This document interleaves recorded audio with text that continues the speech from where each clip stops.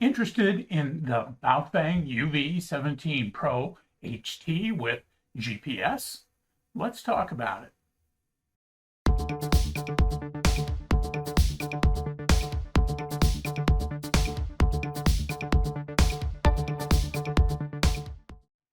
Hi, and welcome to the Gadget Talk channel, where we do reviews and how-tos on a variety of electronic gadgets that catch my eye. In this video, we're going to take a look at a new handheld transceiver from Baofeng. There's a bit of a backstory to this radio that you'll need to understand to help ensure that the radio you ordered is really the one that shows up.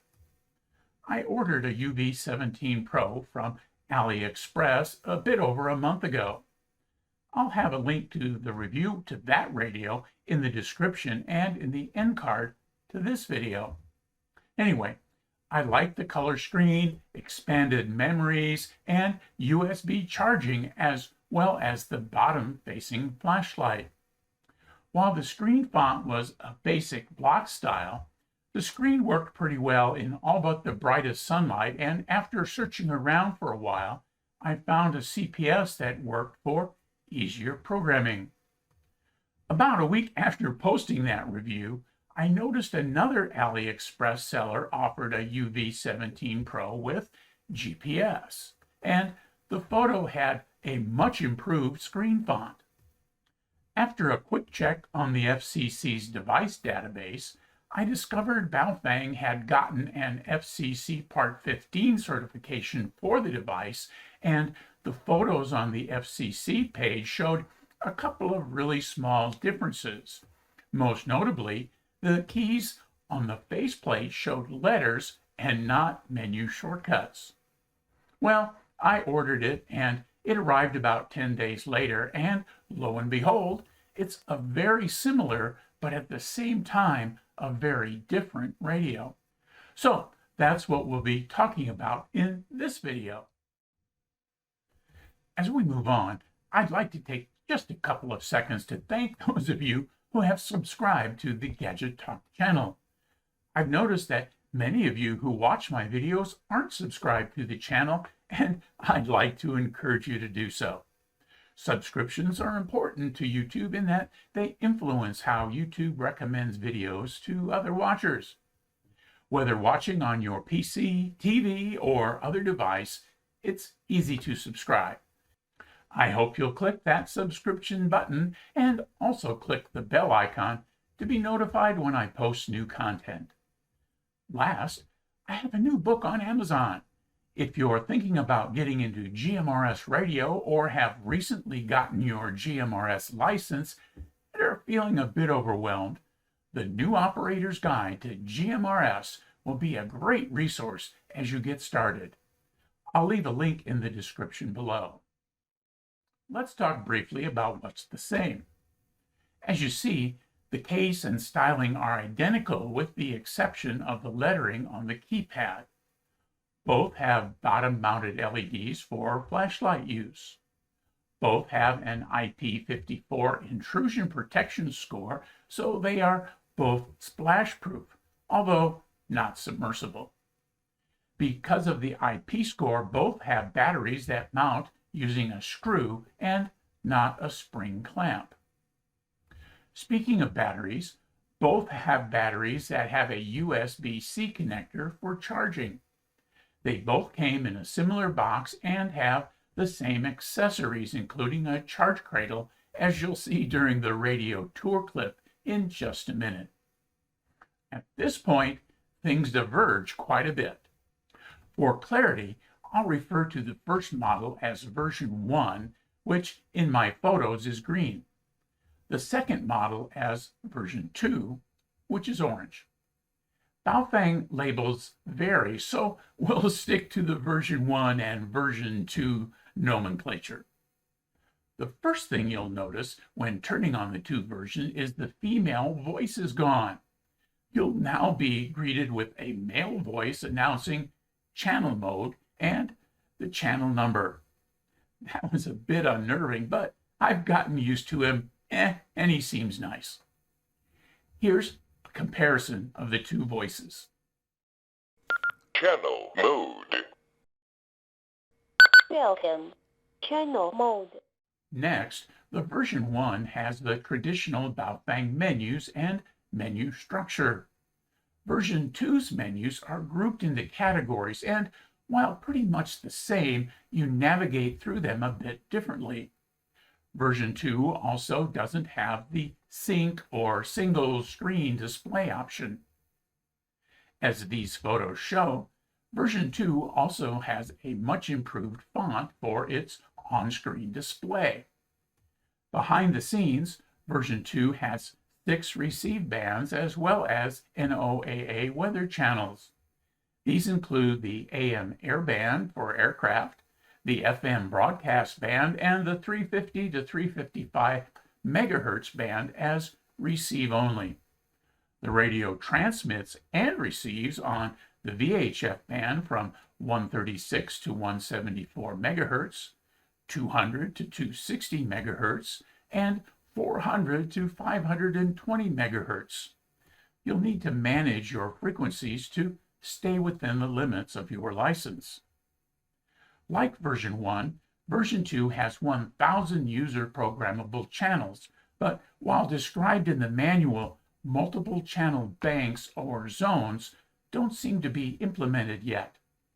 There's a menu setting for banks, but with only one choice and with a Chinese descriptor. The manual describes zone choices within the menu, but currently it's not there. As we'll see in a minute, the radio has a GPS receiver that will receive either the US or Chinese GPS satellites, or both. The screen will give you a text readout of your latitude and longitude, your elevation, and the GPS time. If you have several radios set up with DTMF signaling, you can share location data. Unfortunately for us hams, this is not the same as APRS, nor are there any APRS functions in the menu. As of today, the big missing piece is the CPS. The CPS that works with version 1 won't connect to version 2. Hopefully, that'll change soon. The good news is that programming the channels with the new menu structure goes pretty fast once you get the hang of it. I got about 14 channels input in just under an hour. That relates back to the keypad letters. Unlike version 1, you can actually name channels using the radio's keypad. The keys work like texting on old cell phones with multiple presses to cycle through the letters on each key. I haven't found a space key yet, so names are kind of run together. Let me know in the comments if you found out how to enter a space in a name. Let's get on with the tour.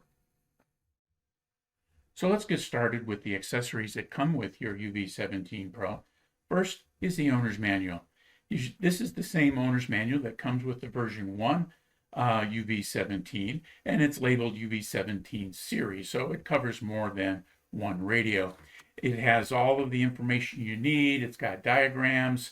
The English is good, although there are a couple of things listed here in the manual that I haven't found implemented in the radio yet. But all in all, it's a pretty good resource. Now, this comes with a charging cradle. It's a little different than earlier Baofeng models in that the cord is wired to the cable. In this case, it came with the European plug and a little adapter. So it'll work here in the United States with 110. It inputs 8.4 volts into the battery for charging, and it has a little sleeve here. Let me put that down here.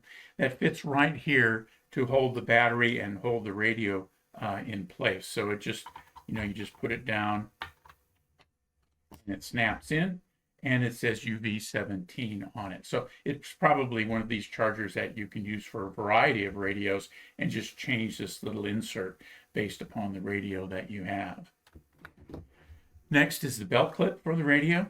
It's the typical Baofeng belt clip. It screws in and it gives a nice little spring clip. And then for further security, it also has the ever popular wrist strap that loops through a hole in the radio. So the last thing we have here is the little rubber ducky antenna. And as you can see, it's got the female or the socket side here on the antenna. The plug side is on the radio. And it's a dual band antenna, so it covers the VHF and UHF frequency band. So let's take a quick look at the radio itself. So on our exterior tour, you'll notice that here I've mentioned before that the keypads have letters A, B, C, D, E, F, and so forth, not the shortcuts to the menus. You can use, when you're in the menu system, these keys to jump around in the menus, but you need to know what the menu is, because the two will take you to some place in one block of the menus or to another place in another block of the menus. Here we've got the menu, the exit, the up and down. This is a scan button, weather with a long press on the 0 key, and then a keypad lock.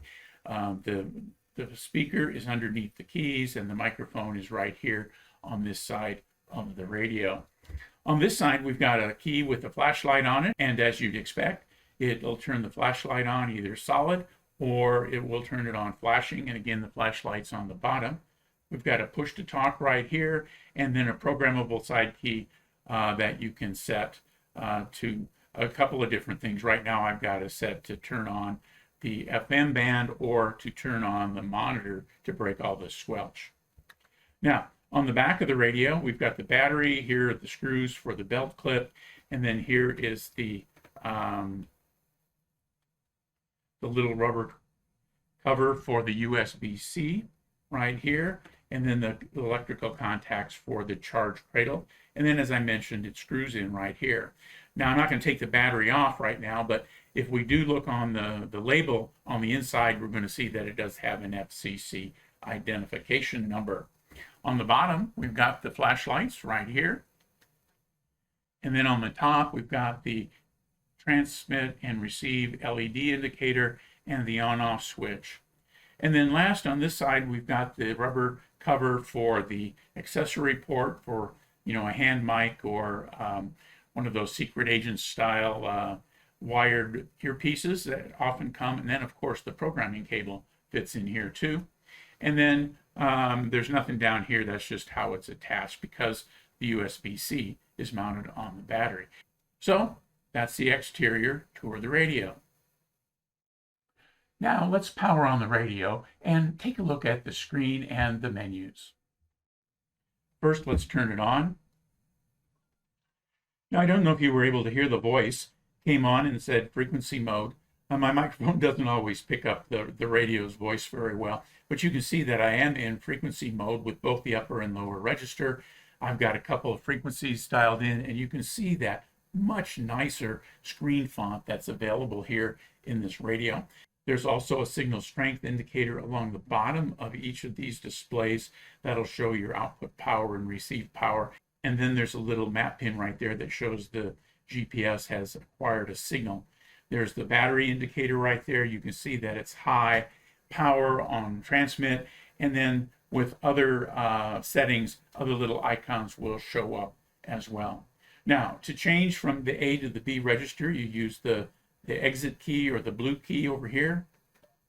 So you can see this now turned gray, this turned white, and the little signal strength indicator has also brighter. A long press on the menu key will change modes from VFO to memory mode.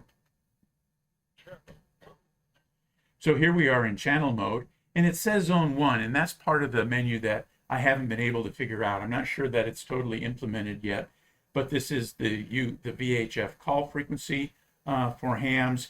So here in a repeater, the font is kind of small, but it's easy to read.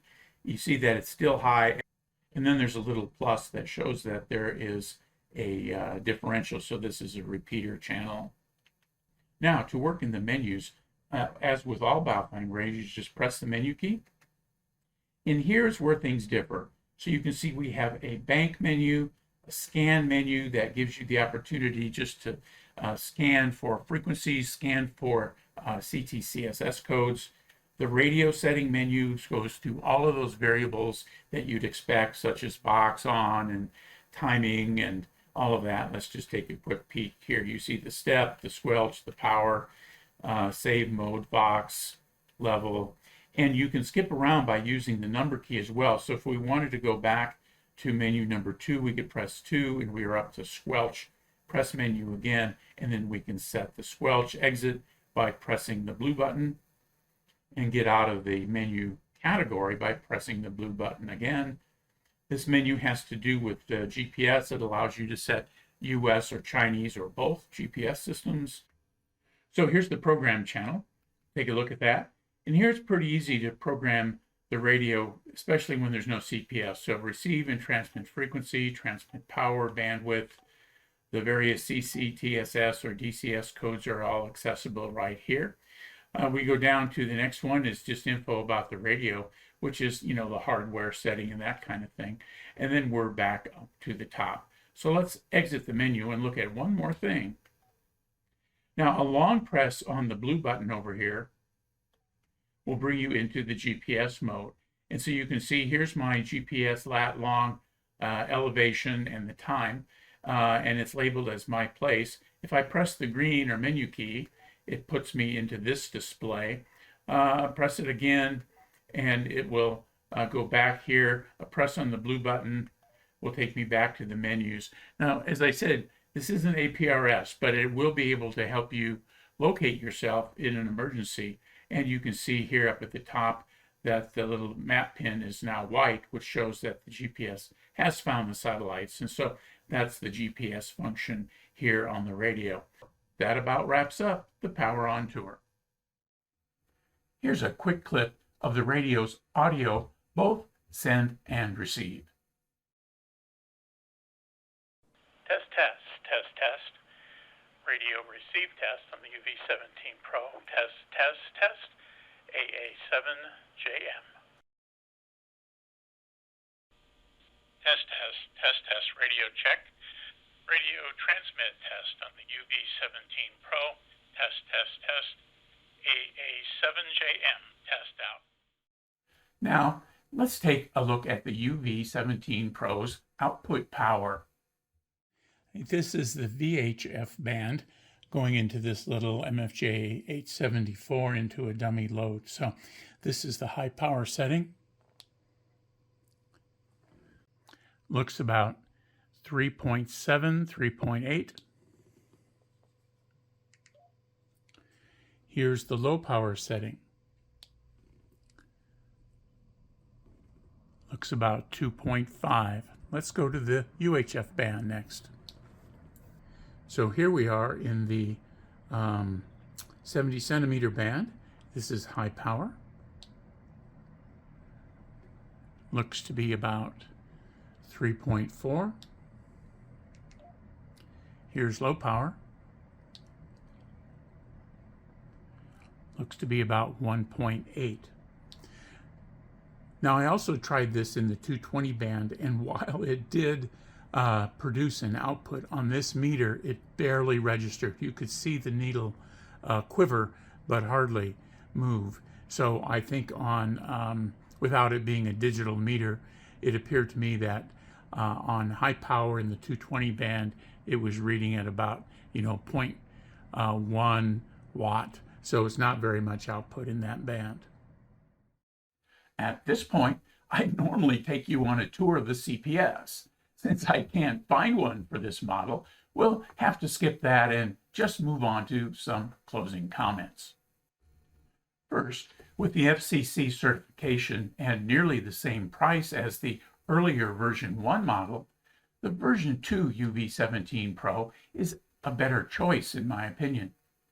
It has a nicer screen, extra bands, and other features the two radios share make the version 2 the way to go. If the CPS is a deal breaker for you, then version 1 is still a nice radio at this price point. The new menu system and fancy screen fonts, along with more channels and USB charging, seem to make this new 2023 radio the first of what I hope is a new generation of Baofeng radios. As mentioned earlier, if you want to see my review of the UV-17 Pro version 1 radio, join me over here where we'll do a tour of that radio. It will help fill in the gaps where these radios share features that I wasn't able to cover here. 73, and thanks for watching.